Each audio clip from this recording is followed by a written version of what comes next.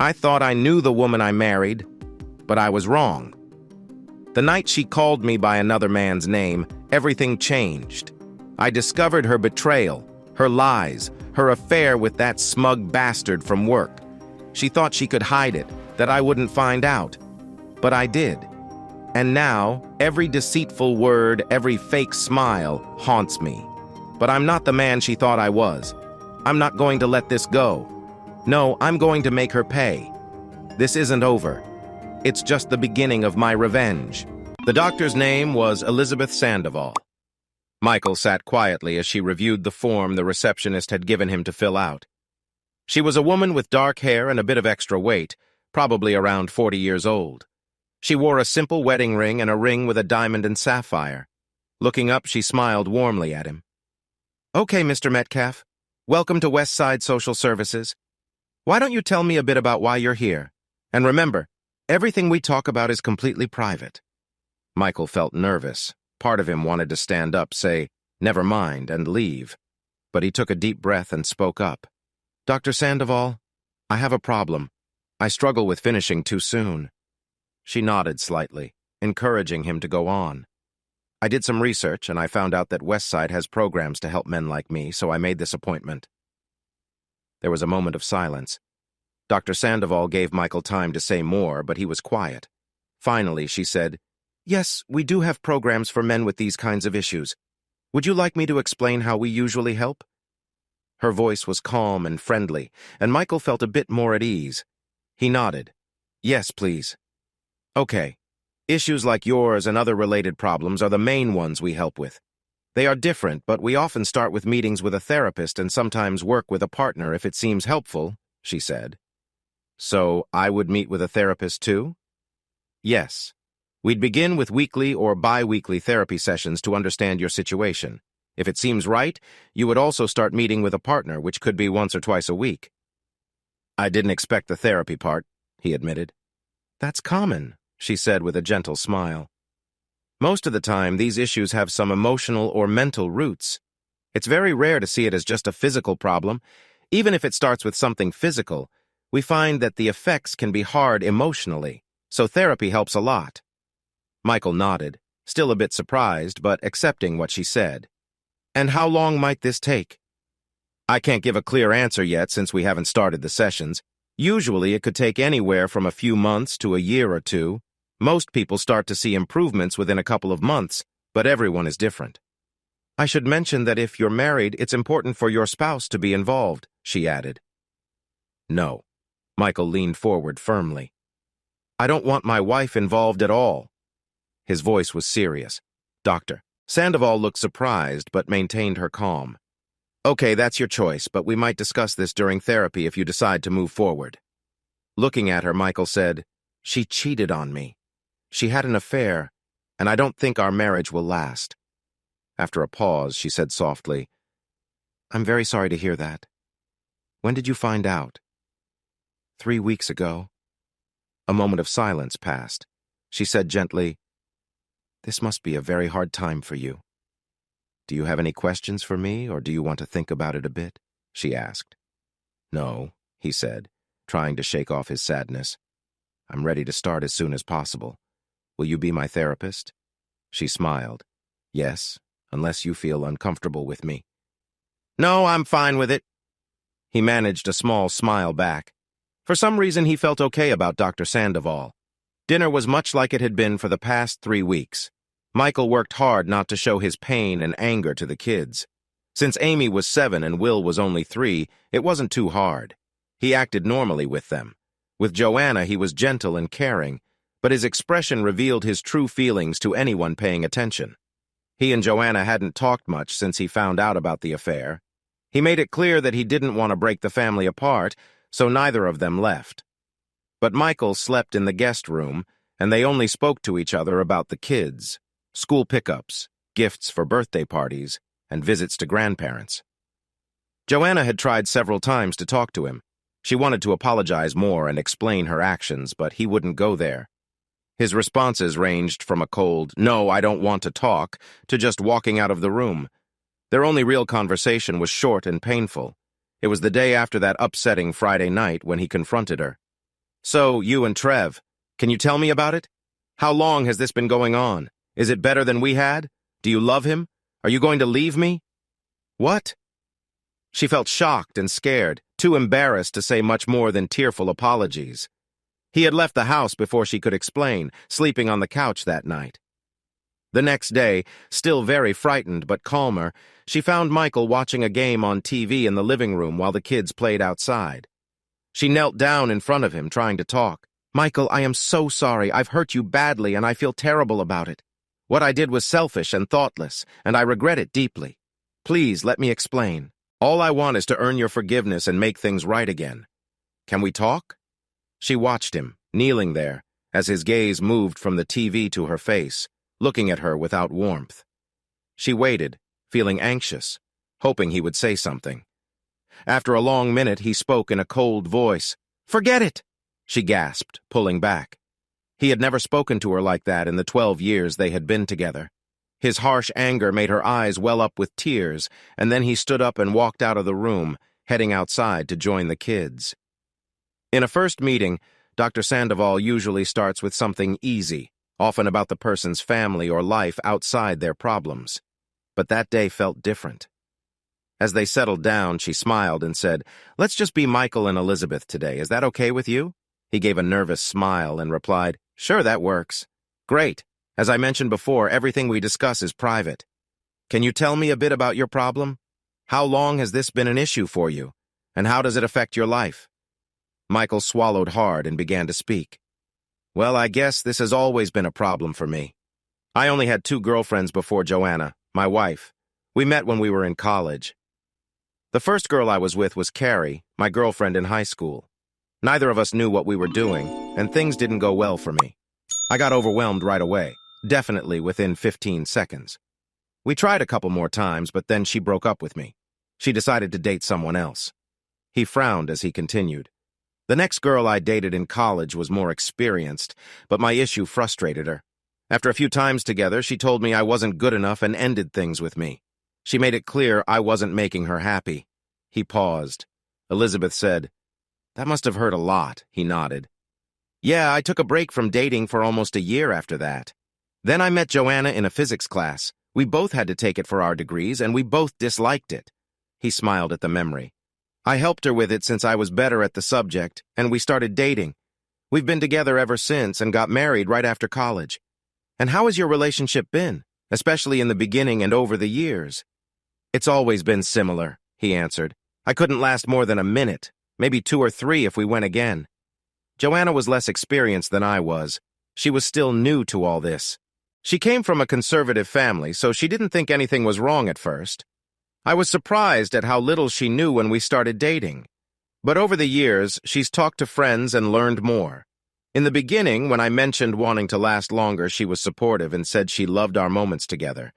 Recently, though, when I said I was sorry I didn't last longer, she didn't reassure me.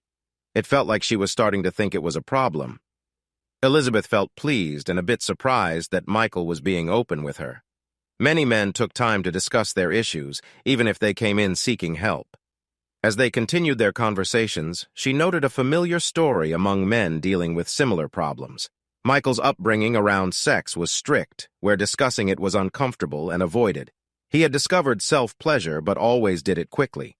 Once, his mom caught him and told him off, making him feel guilty. He learned to hide it and never learned to enjoy it. This quick approach carried over to his early experiences with partners. He never learned how to manage his excitement during intimate moments, leaving him unable to control his reactions. As their 4th session came to a close, Elizabeth said, "Michael, I think we're making great progress. I really appreciate how honest you've been with me. It takes a lot of bravery to talk about a tough issue, and I'm hopeful about what we can achieve together. I will introduce you to Marina, who will be working with you starting next week. We can chat about what you and she will be doing together." As she stood up to go to the door, Elizabeth noticed Michael looking a bit alarmed, which was a common reaction at this moment. She opened the door and invited in a tall, slim woman with brown hair, likely in her mid-30s, just a few years older than Michael.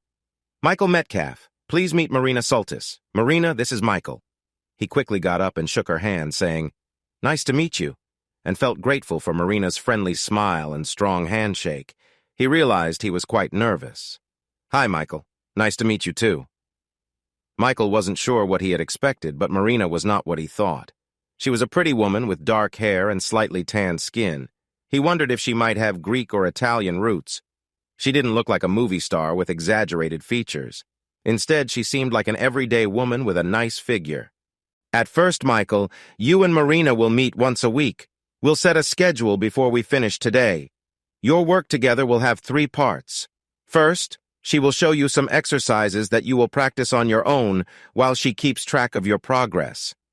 "Exercises?" Michael asked, unsure. "Yes, personal development exercises," Elizabeth replied straightforwardly. "These will help you understand and manage your own feelings, basically learning how to enjoy the moment but stop before getting too far. After that, Marina will guide you on other forms of intimacy besides lovemaking, first with hands, then with other methods. When you feel ready, you will move on to the next step." Michael felt a mix of emotions, embarrassment, and some curiosity. He appreciated Dr. Sandoval's calm and professional way. He looked at Marina, who smiled at him kindly. "I've been doing this for about 6 years, Michael," she said. "Dr. Sandoval and I work very well together. You'll see," she added reassuringly. Elizabeth continued, "Normally we would include your wife in this process too, but I've explained to Marina why that isn't suitable in this case." She noticed Michael tense up at the mention of his wife and quickly added, "There's no reason why this process can't go smoothly. In the meantime, Michael, we will keep our regular meetings twice a week. Do you have any questions for me or Marina now?" Joanna sat on a bench in the park, watching her daughter Amy swing and her son Will happily playing in the sandbox. None of her usual mom friends were there today, leaving her with a lot of time to think. Too much time, really. How do you spell idiot? That was the thought that kept repeating in her mind, like a catchy song that wouldn't go away. She'd had a good marriage, nearly perfect, and now it seemed like she had ruined it. Now she wondered how much longer it would last, or if she would soon be a single mother, struggling to raise her kids alone, facing a bitter ex-husband, and questioning if she'd ever find love again, or if she'd be by herself forever. It hurt her that Michael was so angry and wouldn't talk to her, but she couldn't blame him. She remembered how her cousin Margaret had suffered when she found out her husband was unfaithful. This had all happened during Joanna's college years. She had gone to Colorado for spring break and spent a week with Margaret, who was devastated and trying to figure out what to do. Margaret and Eric had only been married for 4 years and didn't have kids, so ending their marriage was more straightforward. The problem was that Margaret still loved him deeply, yet she felt hurt, angry, and betrayed. Now, sitting alone on the bench, Joanna was punishing herself. After seeing how much Eric's actions hurt Margaret, feeling the pain so closely, how could she have done the same to Michael? Margaret had left Eric and divorced him, even while he begged her to listen and forgive him. She had moved to Oregon, started a new job, and tried to rebuild her life. Despite meeting some nice guys, she had never fully opened her heart again. Whenever they spoke on the phone, Joanna could tell that Margaret was still filled with doubt, too scared to risk being hurt again. Joanna felt sad thinking about her wonderful cousin, loving and beautiful, who could have almost any man but still chose to be cautious and alone a decade later. What could I have done differently? Joanna asked herself. Besides being selfish, besides understanding that my own curiosity didn't justify breaking my marriage vows and hurting Michael? The only thing she could think of was, I shouldn't have listened to my friends. What I did was my fault, not theirs. If I hadn't listened to them, maybe I wouldn't be in this mess. When Elizabeth said, "Marina tells me things are going very well," Michael was taken aback. He didn't understand why it surprised him. Of course, Marina and Elizabeth were in touch. That was part of the plan. He had met with Marina 3 times, and they hadn't even touched. In their first 2 meetings, they just talked.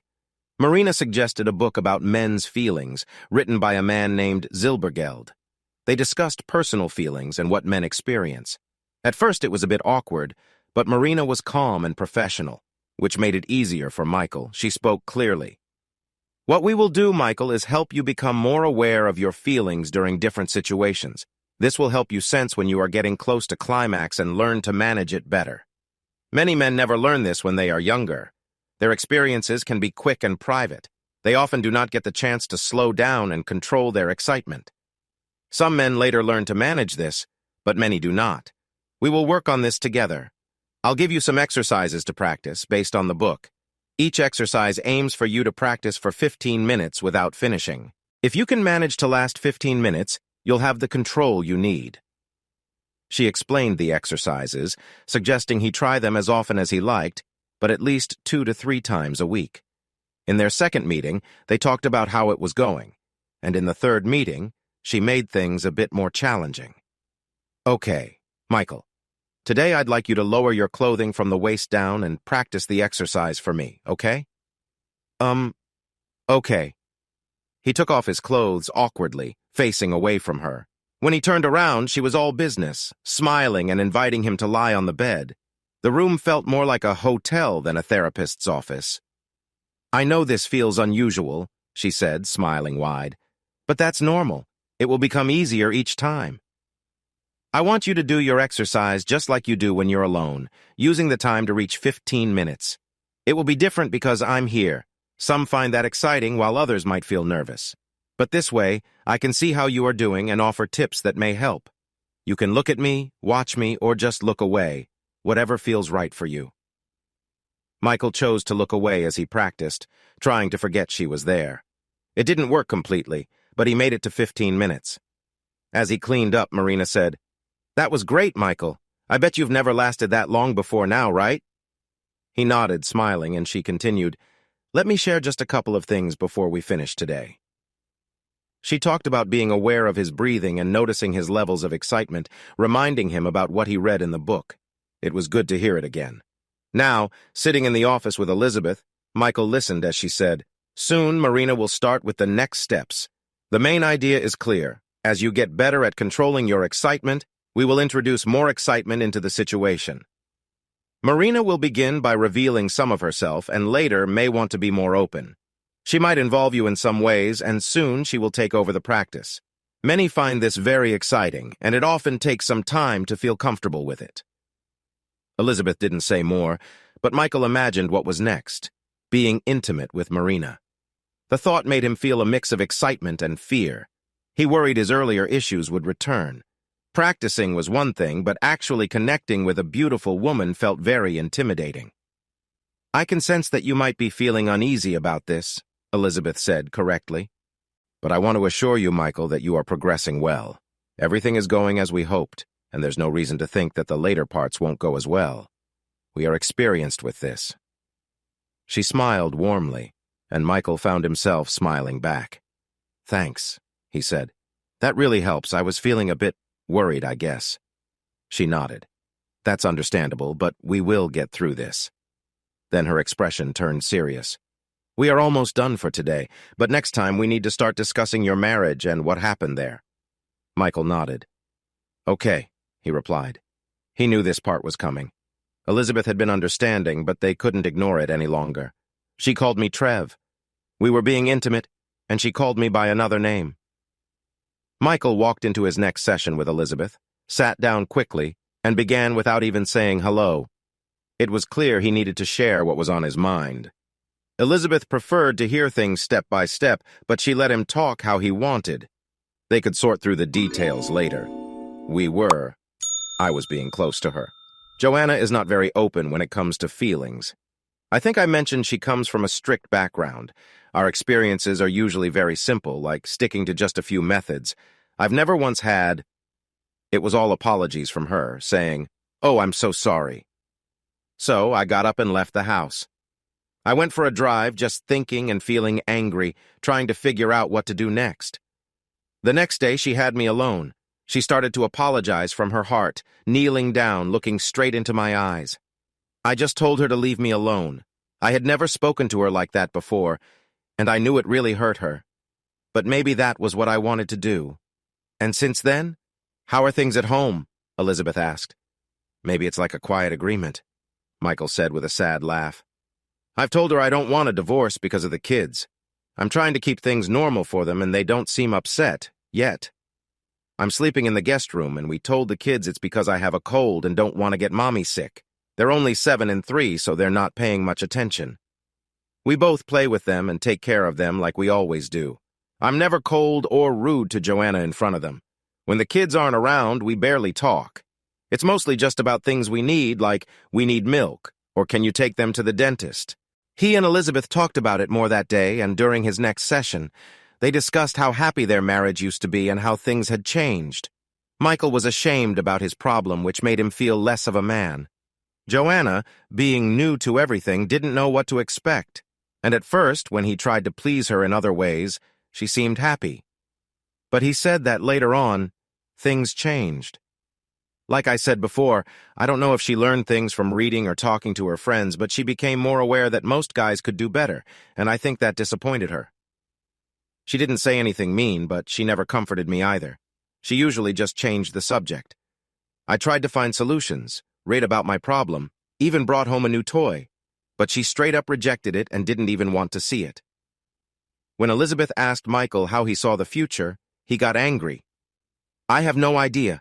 I just refuse to be a dad who never sees his kids. I love Amy and Will, and I'm a good father. I won't live in some cheap apartment while she stays in the house and has other men over. That's not fair. He leaned back, looking off into space. Elizabeth could feel the pain he was going through. But right now, we're living like roommates. Tense ones. We don't touch or show any care for each other, at least not from me. I'm angry all the time, and Joanna is walking around looking at me with these sad eyes. I can't see this lasting until the kids are grown, Michael said with a laugh. For Will, that's like 15 years. No, we can't keep living like this. He looked at Elizabeth and said, I was hoping you could tell me what to do. It was a joke, but she could tell he partly meant it. Many therapy patients wish for a simple fix for their problems, but that's not how it works. Joanna caught him one Sunday afternoon after he put Will down for a nap. Their little boy still loved to take naps, and he enjoyed tucking him in. Amy was at a friend's pool party. Michael, can we talk for a minute? She asked. He didn't have a good reason to refuse, so they went outside and sat on the deck. Back when you found out about my affair, you said you wouldn't move out or divorce me. It's been almost 3 months, and you haven't said anything about changing that. But you're still in the guest room, and we're not touching, and you're still angry with me, and I still feel terrible about what I did. He looked away but listened to her words. I was thinking since we're still living together, maybe we could try to talk a little, see if we can make things easier, even a little less tense. I know you're not ready to forgive me, and I don't blame you. But if we could at least talk— I guess that's okay, he interrupted. But not about whatever you want whenever you want. If there's something I don't want to discuss, then that's it. I'm not talking about it. He looked at her seriously. Thank you, Michael. That's fine, she replied. And I want to start by telling you something. I've begun seeing a therapist. Her name is Agnes Lewfield, and I've been going twice a week for a couple of months. I knew I had to figure out why I could do something so hurtful to our marriage. Is it helping? He asked, thinking about his own therapy and sessions with Elizabeth. Joanna didn't know about that, and he didn't plan on telling her. She chuckled softly. Yes and no. It hasn't made me feel better about myself. Worse, if anything. But I'm starting to understand a few things, especially how messed up my views on relationships were because of my parents. He nodded, knowing that wasn't a surprise. Anyway, I just wanted you to know I wasn't just sitting around feeling guilty. I was trying to change. She turned to him, took his hand, and looked at him earnestly. As I listened to Christine talk endlessly about Dell, I couldn't help but feel a mix of emotions. It didn't just make me curious, it made me feel a bit cheated. I wanted something like that. Not exactly Dell, but the feeling of intimacy and connection. So I found myself getting a little impatient with Michael, especially when he worried about his performance. I wasn't cruel, but I wasn't as understanding either.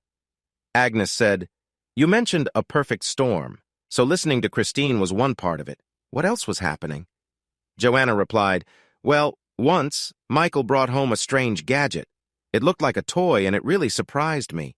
He meant well, wanting to please me and worried that he wasn't able to during our intimate moments. But when I saw it, I almost panicked. You know about my upbringing. Something like that felt really out of place. I was unkind to Michael about it and ended up feeling guilty afterwards. I acted like he was wrong for bringing it home. He became quiet and put it away. That night, our time together was a bit awkward. I did apologize to him a few days later, but I knew I had hurt him. After talking to Christine, I remembered the gadget. One day, all alone at home, I searched for it and finally found it hidden in a bag at the back of a desk drawer. And She looked a bit embarrassed. I decided to try it out. I imagined it was Dell or some dreamy guy who could last a long time, and I used the gadget on myself. I spent an hour enjoying it, and it was incredible. I've told you I didn't really understand anything about self-pleasure growing up. Even as an adult, I'd only tried a few times and always felt shy about it. But this gadget amazed me. I mean, I liked the moments with Michael, but using this felt completely different. For a few weeks, I kept this a secret from Michael. We still had our usual moments together a couple of times a week, but secretly, I was using the gadget whenever I could find time. Sometimes when my daughter was at school or my son was napping, I often imagined some unknown man similar to Christine's Dell who could maintain that passion. And as time went on, my moments with Michael felt more disappointing. He would use his hands and it felt nice, but when we were together it would end so quickly that I barely had time to enjoy it. I would lie there wishing Michael could last longer and thinking about the gadget and my imaginary man. This feeling had always been there, but now it was bothering me more than ever. Then Joanna talked to Agnes about Trevor McDonald joining their workplace. He was charming and funny, and soon enough many women, including Joanna, found him attractive. For a bit, he became my fantasy guy when I was using the gadget. Then I noticed he seemed to flirt with me a little at work. We didn't work closely, but sometimes he'd wink or compliment my blouse and make it clear he was interested. Nothing significant happened, but I have to admit it felt nice. Most days I felt like a tired wife with work, kids, and chores. Then here was this attractive guy showing he found me interesting. Then came the week of the company retreat at Kentucky Lake. The owner of the company has a beautiful hotel down there. Every 2 years, the whole company goes for a 4-day weekend with spouses but no kids. It's always a great escape, relaxed and romantic. Michael and I had gone 3 times and enjoyed our time together. We were planning to go again, and my parents were coming to care for the kids.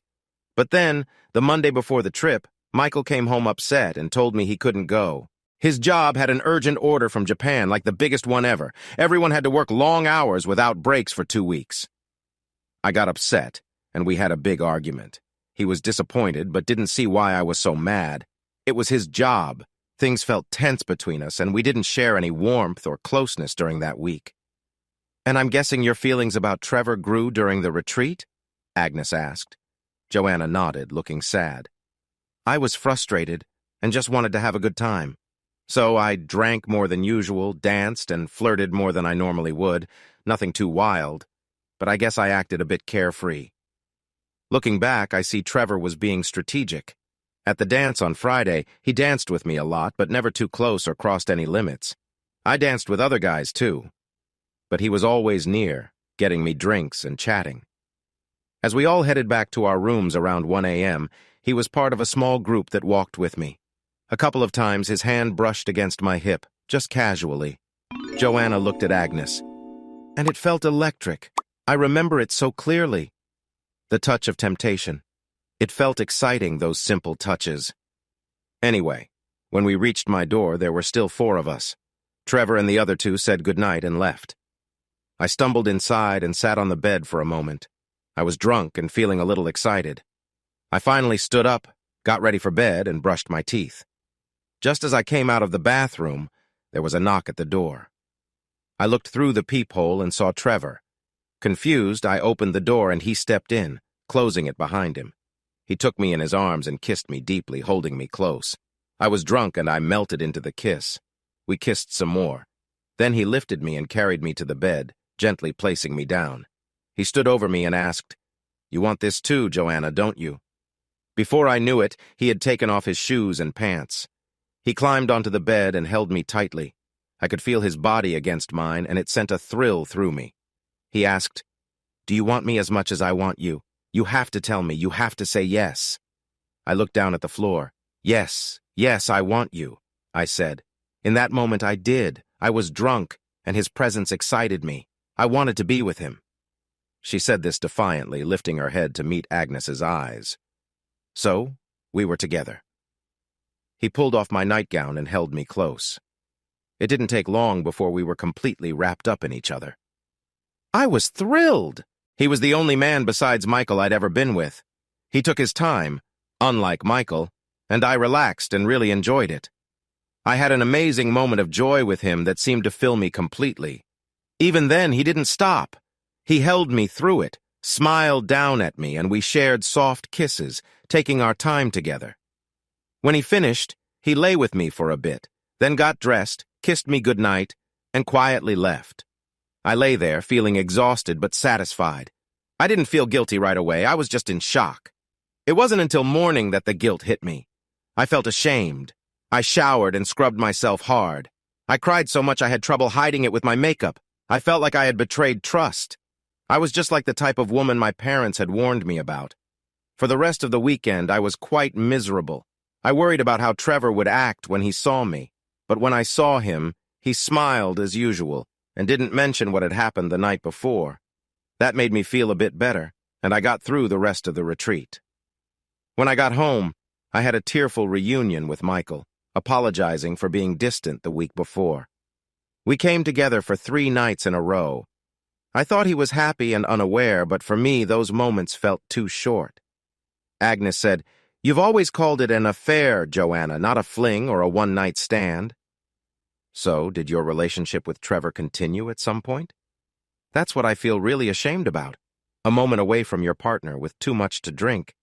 It's wrong, but not nearly as bad as what I did next.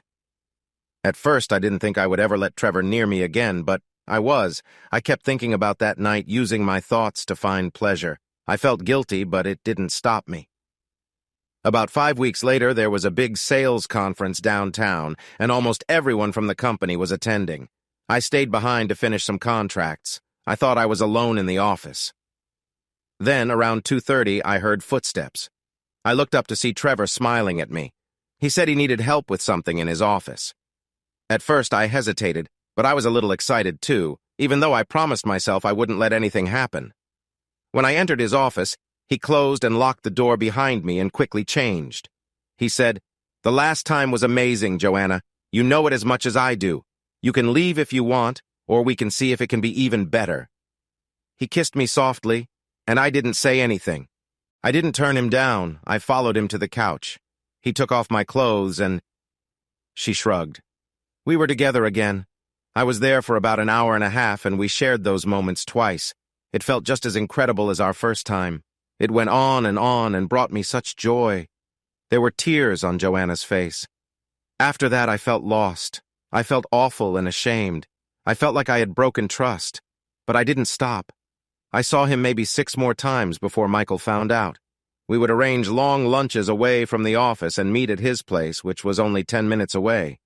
Sometimes I told Michael I was working late and would spend a couple of hours with Trevor. She winced. The worst was a Saturday. Trevor convinced me, but I didn't say no. Michael and I had planned a trip to the zoo with the kids. But the day before, I told him a big report was due for work, and I had to be busy all day. And then I went to Trevor's place, and we were together for hours.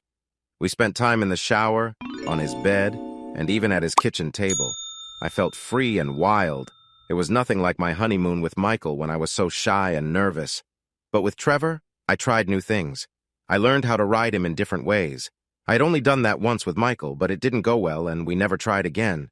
But with Trevor, she sighed, looking worn out.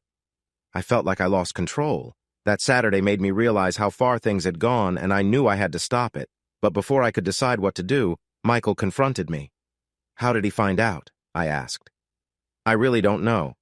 He never told me. But he figured out it wasn't just a one-time thing. He was upset. He asked me harsh questions like, 'Does he make you feel better than I do? Do you love him? Are you leaving me?'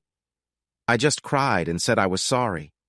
In a soft voice, I said, 'We don't have much time left today, Joanna. Can you share a bit about how things are now between you two?' Joanna took a tissue and wiped her tears. 'It's calm, I guess, but strange.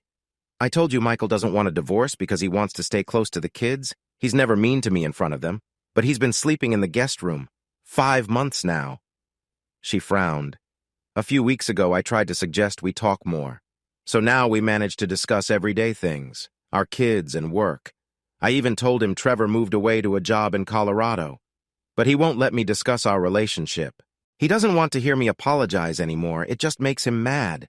And he won't tell me what he knows or how he found out. It's really tough. Every day he stays, I think, okay, this is good.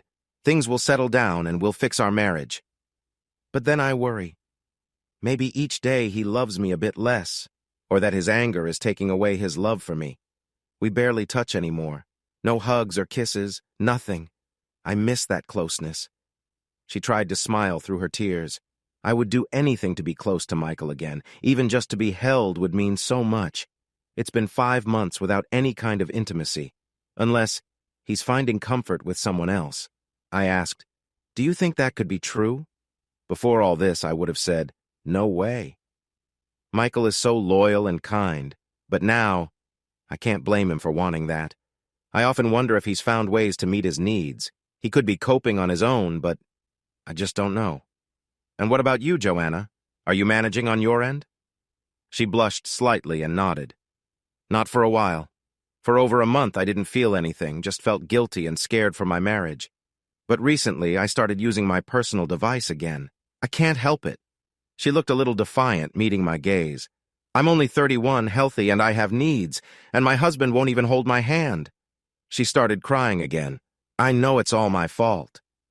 Are you still practicing at home, Michael?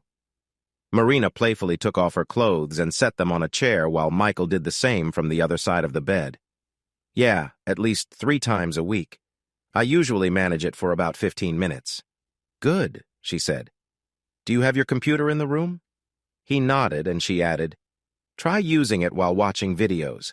It might make things more fun. She smiled and asked, you know how to find those videos on the internet, right? With a serious face, he replied, no, I really don't. Can you show me how? They both laughed, rolling around on the bed close to each other. They didn't kiss on the lips, but acted like a couple, enjoying kisses and touches. Michael assumed they would embrace again, but after some time, Marina sat up, smiled, and moved closer. Let me know how this feels, okay, Michael? She made him feel special, and he leaned back, overwhelmed by the moment. He groaned, oh no, this is too much, I don't like this. She laughed and playfully nudged him. Come on, relax, just enjoy it, okay? Don't hold back. She kept guiding him for a while longer until he let go of his worries, and eventually, he felt a release. Afterward, she cleaned up and noticed he looked upset. It's okay, Michael, really. Men are usually really happy about simple, close moments. And this was your first one in a long time, right? My first ever, if you can believe it. Joanna, I've told you. I had a strict upbringing, so she wouldn't ever try anything like that. Marina smiled. Then for heaven's sake, relax. Your first ever? Trust me, after I've given you a few more, you'll be so bored you might as well read the newspaper while I do it. They laughed together, and then stood up to get dressed. Marina, would you mind if I asked you something? She smiled. Like, what's a nice girl like me doing in this job? Something like that, he said, feeling a bit shy.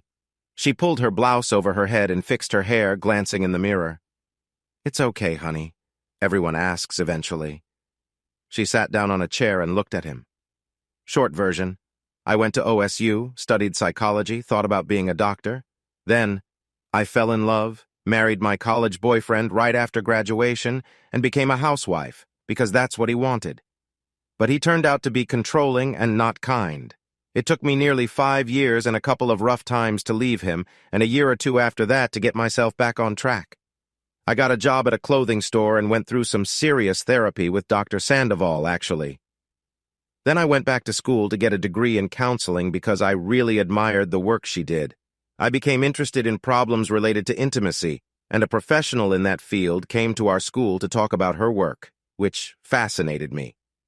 So I discussed it with Dr. Sandoval since I knew the center used professionals for this kind of work. Marina smiled at him. I've always enjoyed close moments with others, except near the end of my marriage when things were tough. So with Dr. Sandoval's help, I applied to a training program in California, spent about a year there, then returned to work at the center. I am still studying, and one day I will stop this job to become a therapist. She laughed. Probably in a couple more years when I don't look as young, and fewer men will be interested. Michael knew she was joking, but he looked at her seriously and said, "Marina, you are beautiful, inside and out. Men will want to be with you at any age, trust me." "Thank you, Michael," she replied quietly. "That was really sweet of you." "Can I ask one more question?" She chuckled.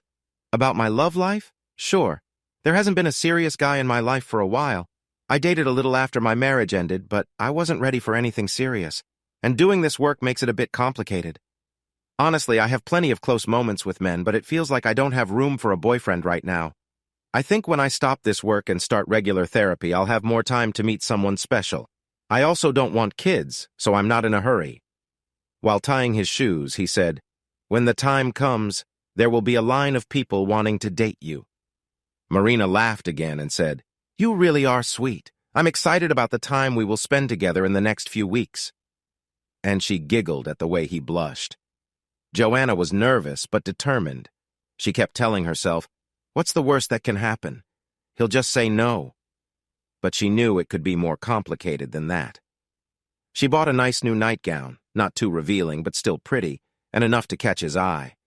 She waited until about 10:30. He had been in the guest room for about 10 minutes, and she heard him come out of the bathroom, so she figured he was in bed. She knocked softly on the door, then opened it and slipped inside without waiting for an answer. "What is it?" He looked surprised and maybe a little annoyed. Joanna's heart raced, but she didn't give up. He sat in bed in his pajamas, leaning against some pillows, reading the newspaper. Trying hard to smile, she came around to his side of the bed, knelt down and gently rested her hand on his chest, stroking softly. "Michael, I've missed you," she said. He looked stunned, and before he could say anything, she lifted his pajama top and placed her hand on his bare chest, still rubbing gently. She had thought about this moment many times. She wanted to connect with him in a way that felt good without being too forward. No messy kisses, no grabbing. Michael was totally caught off guard. He might have guessed Joanna would try something, but why now after so long? So he didn't have a plan for how to react, although he knew that if this had happened right after their argument, he would have asked her to leave. Her heart racing, Joanna kept smiling at her husband as her hand gently moved under his pajama top. He looked uncertain but didn't try to stop her.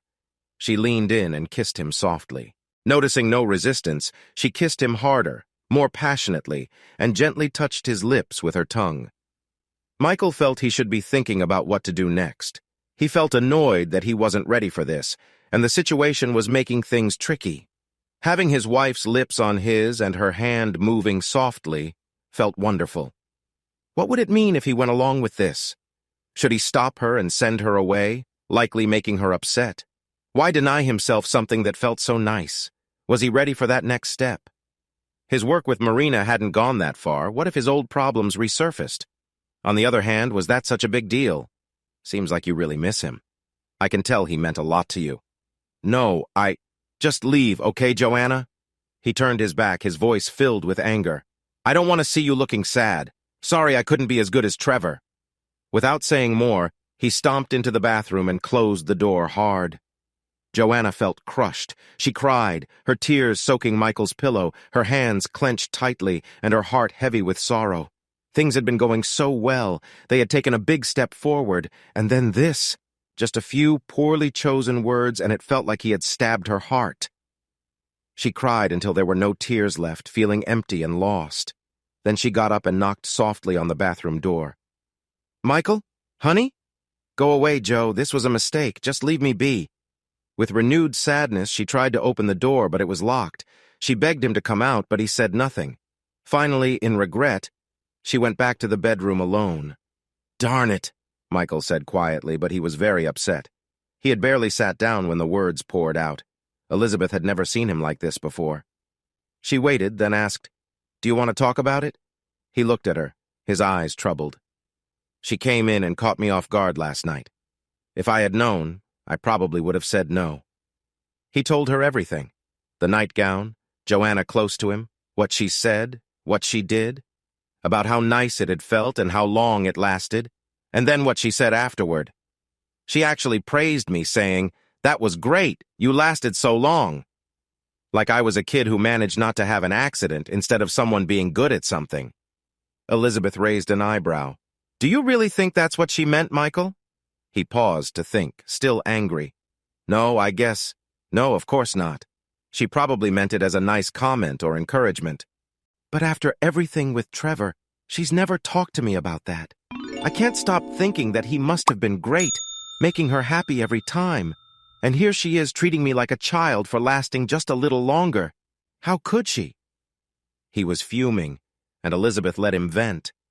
He went on for a few more minutes saying how Joanna was wrong for thinking she could just win him back like that, how he wouldn't compete with her past love. When he calmed down a bit, Michael looked at her sheepishly and said, Well, I guess I got a little angry there. Elizabeth laughed, and he joined in. They shared a smile, two people who respected each other. She said, Yes, maybe just a bit. But can you tell me why? What made you so mad? He thought for a moment. Initially, it felt like she was trying to reach out to me in a good way, like she wanted to reconnect or maybe even apologize. She seemed to say, I'm sorry, I miss you. Can we be together again? I didn't know what I wanted, so I went along with it. We were close, and it felt really good, like we were both trying to fix things between us. Just one little step, but still a step. And then, he looked away, struggling with his feelings. As soon as she said that about me lasting longer, it felt like Trevor was suddenly back in the picture. Her past relationship was between us. Because why did she have the affair if it wasn't because of my struggles? I know she loves me, but sleeping with him had to have been about looking for someone better than me. What else could it be? Instead of being a nice moment, it felt like a slap. Trevor is better than you, but you're getting there! How could she say that? He clenched his fists and stared at nothing in the room. I know that's not what she meant, but that's how it felt to me. Now I regret ever letting her get close. I don't want to be with her again, that's for sure. Maybe it's time to think about ending this. Elizabeth was surprised. Why now? She asked, keeping her voice calm. Well, the kids are part of it. That's why I've stayed so far. I didn't want to be away from them, and I hoped we could work things out. He shook his head. But after this, there's no way I'm competing with that guy. Elizabeth could see how deeply hurt Michael was, how discovering Joanna's affair had hit him hard, and the anger had come rushing back. She spent the rest of their time together talking to him, trying to help him see that one bad moment shouldn't make him decide everything about his marriage. But when Michael stood up to go, she realized she hadn't changed his mind. He seemed set in his thoughts. When Joanna entered the office, Agnes noticed the tears on her cheeks, and she began to cry again as soon as the door closed. We were so close. Things were going so well, and we were together then. I don't know what happened. Everything went wrong. And now he's really angry with me again, and I... Her voice broke into tears, and she hid her face in her hands. Agnes waited, and when Joanna was a bit calmer, she asked her to share what had happened. After we got back from the week at Disney World, where we had such a nice time with the kids, I decided to try to get closer to him if I could. I got a really nice nightgown. She explained to Agnes about everything, how well it had gone, how their time together felt warm and exciting, and how Michael had held out much longer than usual. I didn't reach my high point, but I felt wonderful, just amazing, and we were lying there together after holding each other tight. I was so happy I could have flipped. And then I said something nice.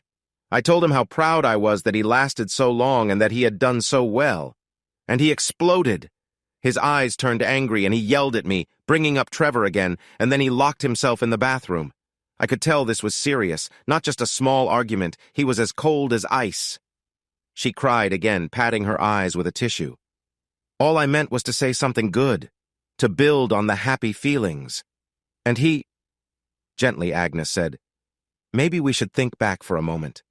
Joanna, when Michael thinks about your time with Trevor, what do you think he feels? She looked down. Well, he's angry and hurt, I guess. He feels like he can't trust me anymore, like before. And I think he probably wonders why I did it. What was missing between us that made me spend time with another man? Let's talk about that for a minute, okay? Agnes said. Any man in Michael's shoes would feel very hurt, like he was replaced in some way. Because his wife had chosen someone else instead of just being with him. So any man, including Michael, would ask himself, what did I do wrong? What did I do or not do? How did I fail to make my wife happy so she would look for someone else? Joanna shivered at the word betrayed, but she pushed herself to think about it. I guess that, well, I think any man would wonder if he was a good, partner for his wife. Agnes nodded. And in Michael's case? Joanna stared at her, and the tears began to flow again. In Michael's case, she said carefully, not wanting to face it, it would be worse, much worse, because he often finishes quickly, and he knows I don't reach my high point, and he worries that he lets me down. And I used to tell him it was okay, that I loved how we were together, but I mostly stopped doing that. She was crying hard. Oh my God, he must think I went looking for someone better because he wasn't enough. Agnes waited a moment for Joanna's crying to calm. Then she said softly, well, would he be wrong to think that? Isn't that what happened? It was a hard and painful talk, and the ending was just as difficult. Agnes said, I don't want to sound negative, Joanna, but you need to face the truth.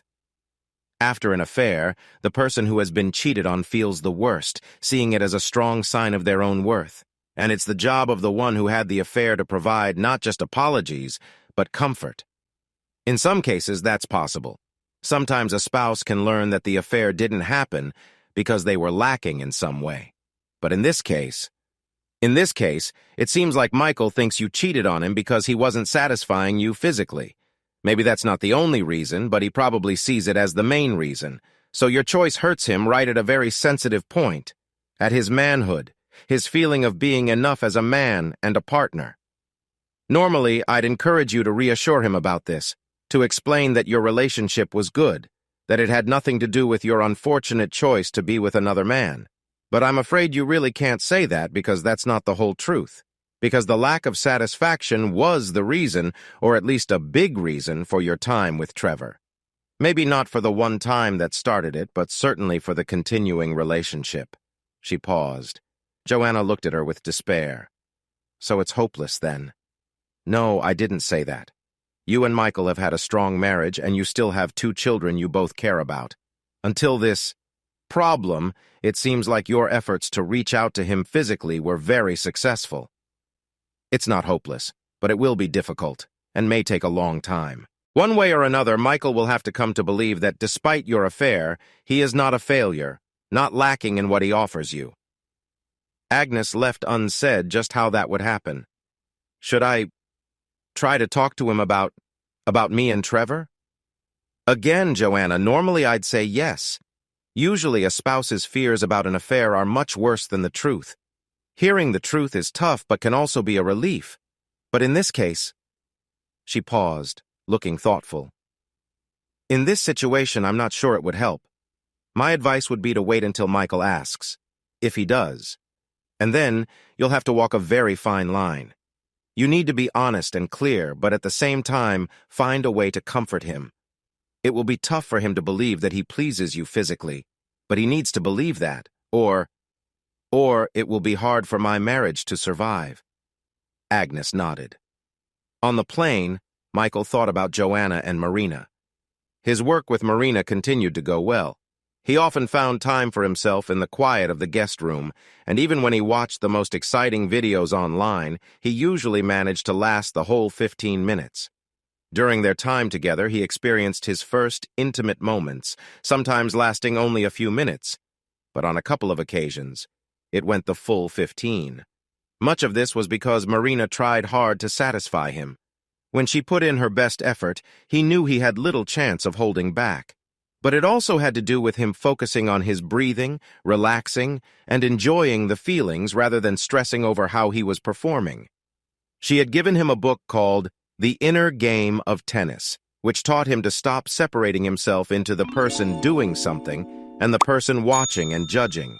He needed to be just one person, the one enjoying the moment, and it worked more often than not. Things with Joanna were very different now. They were back where they were a month ago before she had drawn him in, but even worse as he felt more doubt and bitterness than ever. Whenever he thought about that night, he felt ashamed. It had been great and healing until her compliments reminded him of another person who was involved. That made him feel looked down on, and the anger and hurt continued to grow. As before, they turned their attention to their kids, Amy and Will. They shared the responsibility of their home and life together. They managed to be polite in front of the children, but were mostly distant otherwise. Each day made it seem more likely that he could picture a life without her. Except when it came to the kids. They always remained the main concern. Michael was traveling to San Diego. His great-aunt Jane had passed away at the age of 91. She was the last living sibling of his grandfather, and he had fond memories of her as a kid. She had been lively and fun, and he cared for her deeply. He never thought of skipping the funeral.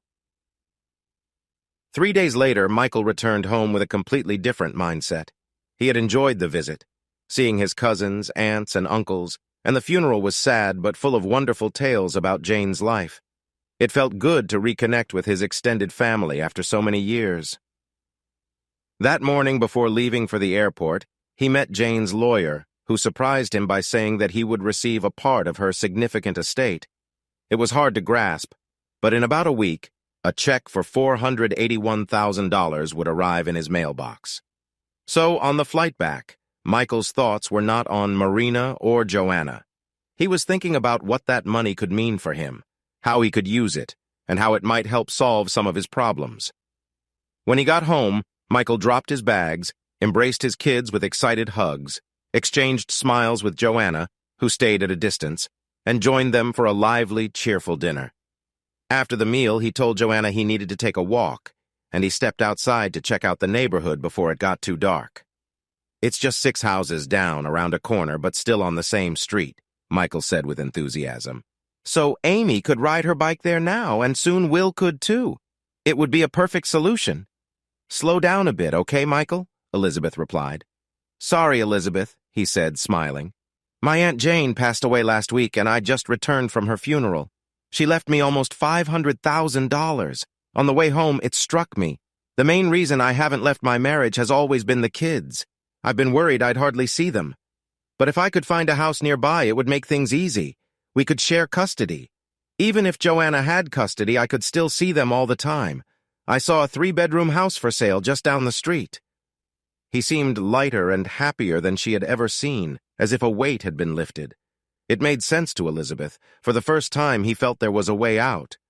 But she worried if it was the right way. "I see you're excited, Michael," she said. "But the situation you are in, I'm not sure it can be solved just by finding a house. Are you really convinced that moving is the answer?" "I think so," he replied, smiling. His confidence didn't seem shaken by her question. Elizabeth decided to be more straightforward.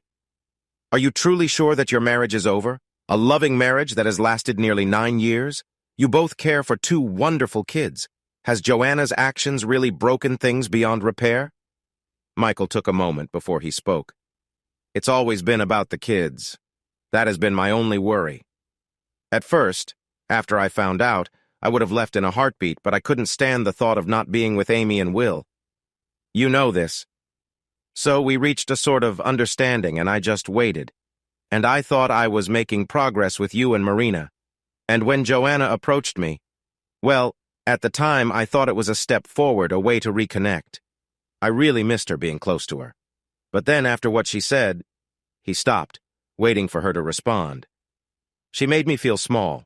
She was unhappy, so she found someone else who satisfied her more. And she continued seeing him until I found out." Elizabeth replied, "You don't know the whole story, Michael. You don't really understand what happened, and you won't know unless you talk to Joanna. Sure, I know enough. I know she liked him enough to skip our family day at the zoo, to ignore me, Will, and Amy, just to spend the day with someone else. How am I supposed to move on from that? Why should I even want to?" Elizabeth took a deep breath and pressed on. "So you're ready to end your marriage, break up your kid's family, based on what you think she did? Michael, let me ask you a few questions. Hasn't Joanna been hurt by your anger and your distance? Hasn't she tried to reach out to you in many ways? Hasn't she been patient and tried to show her love while respecting your space? Do you really doubt that she loves you and wants to make things right?" He sighed. "Yes, she loves me, and yes, she's been trying." Then think about this. You can always get a divorce. You have the money now. You could buy a house nearby. Maybe not the one you saw, but someplace. But you can't fix things once you've broken them. You need to be sure, really sure, that there's no way to mend it before you take a bat to it. He looked unhappy, but nodded. Yeah, I know. There was silence. I need to talk to her. I want to hear her side. She nodded. Yes, you do. I think we should talk about it.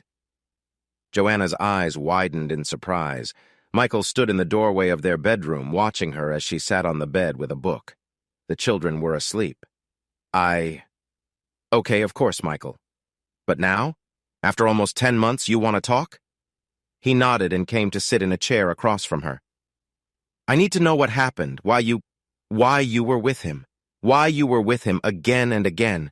Why you didn't tell me and skipped our day at the zoo to be with him instead. Why you... He stopped, feeling his emotions rise.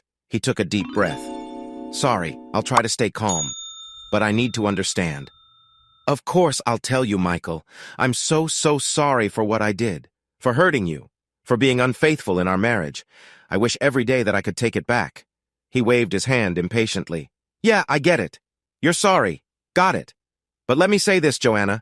Your apologies don't change how I feel. It doesn't make the hurt or the empty feeling in my gut go away. Do you know how I found out? She shook her head, afraid of what he might say. You called me Trev. One night after we had been out dancing and you said, "Oh God, yes, Trev, just like that." She stared at him in horror. Finally, in a small voice, she said, I really did that? He nodded. Yes, you did. So I started to dig around and found some of the emails between you and him. The ones planning your meetings, like the Saturday you missed the zoo with me and the kids. She covered her face with her hands, rocking slightly. He waited. Finally, she looked up at him, seeing his cold, angry face, and said, I'm so sorry, Michael. I didn't realize No, you didn't. But what did you think would happen? Did you think you could be with another man forever and not get caught? That never works, Joe. Don't you know that? Another silence fell. I didn't think about it. I just felt lost. He watched her as she looked down at her hands, filled with guilt about the pain she caused him. So? Tell me, he said. And she did. She told him about her friends Lucy and Christine, their silly talks, about Dell, and what he was like. She spoke about the search for the vibrator and felt his gaze on her as she blushed. She talked about the retreat, reminded him of how angry they had been that week, and described how she gave in to Trev's charm. Then, hardest of all, she explained how the affair carried on. She apologized again, especially for skipping that Saturday, but Michael remained unmoved. When she finished, the room was quiet. How many times? Maybe 8 in total? 6 or 8? I'm not exactly sure. Michael leaned forward. And just so we're clear, why, Joe? Why did you betray me and be with another guy again and again? Joanna felt a wave of sadness, but knew she had to be honest. The first time was just me being foolish and drunk. I guess I was lost in thoughts about Dell and what Christine had shared and what I had been doing with the vibrator. Afterward, I promised I wouldn't see him again, never be alone with him. But when it happened again, I felt out of control, feverish. It was awful, filled with guilt and shame all the time. She sighed. It was thrilling, Michael. It was very thrilling. He had a lot of control and could go on for a while, as I said. I felt feelings I hadn't felt before. She paused, thinking, I've said too much. Now it's over. He sat in thought. She was surprised that he didn't seem more upset. And now, you act like you want me back, Joanna, like you want to fix our marriage, but why? Why would you want to go back to me? And why should I believe you would be faithful this time? What happens when the next guy comes along who promises something exciting? That's what we will be working towards. They took turns in the shower and then got dressed while chatting comfortably. She said, You're really doing well, Michael. I'm not sure what your plans are, but if you want, you'll be able to surprise your wife in a few months. He shook his head. It won't be her, Marina. I think it's over, so it must be someone new. Seeing the sadness on his face, she came over and hugged him. I'm sorry, Michael. She gave him a gentle kiss on the cheek. Then we'll just have to make you ready for someone special. They both laughed and headed out the door. It's going to happen tonight, he said. Are you sure, Michael? Really sure? Because once you take this step, going back will be very hard. Elizabeth, we've talked about this a lot. It's been 4 weeks since Joanna and I discussed everything about her affair. You and I have talked many times since then. I'm ready. It's time. I didn't mention it before, but the Hendricksons accepted my new offer on the house. I'll close on it in about 3 months, and then I can get it ready for me and the kids. And you know as well as I do why I can't stay with her anymore. Elizabeth nodded. She knew this day would come, and while the idea of divorce made her sad, she didn't think Michael was making a mistake. Given who he was, she wasn't sure he could ever be happy with Joanna again. Okay then, she said. Let's talk about the future and how you see it. Michael appeared sadder than usual at dinner. Amy and Will were unaware, but Joanna noticed and she began to worry. Everything scared her since that awful night when she told Michael about Trevor. She hoped time would heal the pain and that he would see how much she loved him, how much he would lose by ending the marriage. But when he came into her bedroom that night, she looked at him and started to cry before he even spoke. Joanna, I'm going to file for divorce, he said. As he sat down in the chair, his face was pale and unhappy, though she couldn't see it. She was hiding her face in her hands. She nodded and tried to gather herself. Give me a moment, Michael. I'm sorry. She cried for a few more minutes, but then calmed down, wiped her tears away, and looked back at him. Is there anything I could do, baby? Anything at all? I know I hurt you terribly, but you have to know how much I love you. I could quit my job. I would do that if you wanted. We could move away and start fresh somewhere else. I would even try to be more exciting in our relationship. I know I haven't. She flushed and looked down. I could learn to be more attentive. He had to chuckle at that, even though the situation was sad. No, Joe, it's not about that. It's about trust, about how I feel as a man, and how I would always feel if we stayed together. I haven't mentioned this to you, but I've been seeing a therapist for months. I've talked about this a lot. This is what I need to do. They were silent, both feeling sad. She didn't try to change his mind anymore. I'm sorry, he said, getting up to leave. He wasn't sure why he felt that way. Shouldn't she be the one who was sorry? But he still did. He heard her whisper behind him. I'm sorry too, Michael. Joanna called in sick to work. Then she called Christine, sobbing, and Christine quickly called Lucy, saying emergency. By 10 a.m., the three of them were sitting together in Joanna's kitchen. She was crying while her friends sat closely next to her, their arms around her shoulders. I'm such an idiot, she kept saying, and when she calmed down, she told them the rest of the story. They knew she and Michael were struggling, but she had kept the details to herself. Now, she shared everything, Michael's struggles, Dell, her feelings, the problems in their relationship, and the affair. God, Joanna, I feel terrible.